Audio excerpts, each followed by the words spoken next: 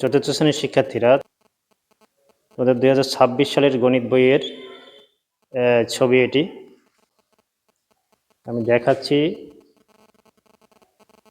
এই চতুর্থ শ্রেণী 2026 শিক্ষাবর্ষ থেকে এই বইটি তোমরা এই 2026 সালে পড়বে এবং এই বইটি কিন্তু পরিবর্তন হয়েছে।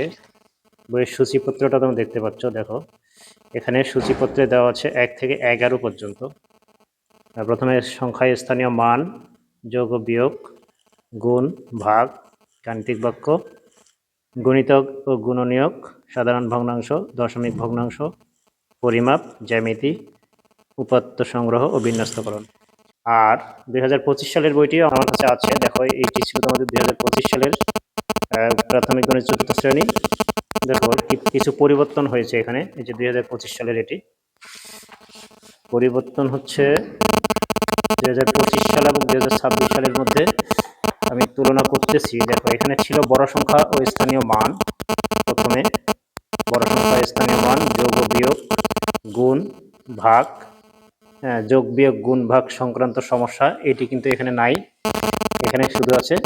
এরপরে আছে গাণিতিক বাক্য, অর্থাৎ এখানে এই 5 নম্বরে ছিল যোগ বিয়োগ গুণ ভাগ সংক্রান্ত সমস্যা, কিন্তু নতুন 2026-এ 5 অধ্যায় আসছে তোমার গাণিতিক, 5 অধ্যায় আসছে গাণিতিক বাক্য।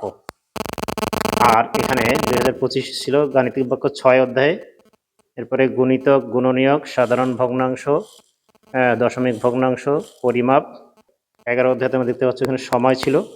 আর 2026-এ কিন্তু সময় নেই, এখানে আছে জ্যামিতি, 11 আছে উপাত্ত সংগ্রহ ও বিন্যস্তকরণ।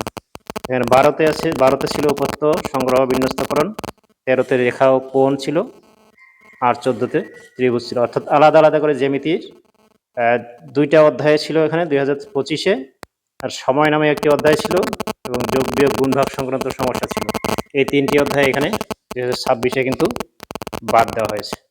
বইটি যদি আমি দেখাই, বইটি কিন্তু আগের বইয়ের তুলনায় অনেকটা কালারফুল করা হয়েছে। হ্যাঁ, শিক্ষার্থীরা যাতে বইয়ের প্রতি আগ্রহী হয়, উৎসাহিত হয়, এই জন্য এটাকে কিন্তু কালারফুল করা হয়েছে।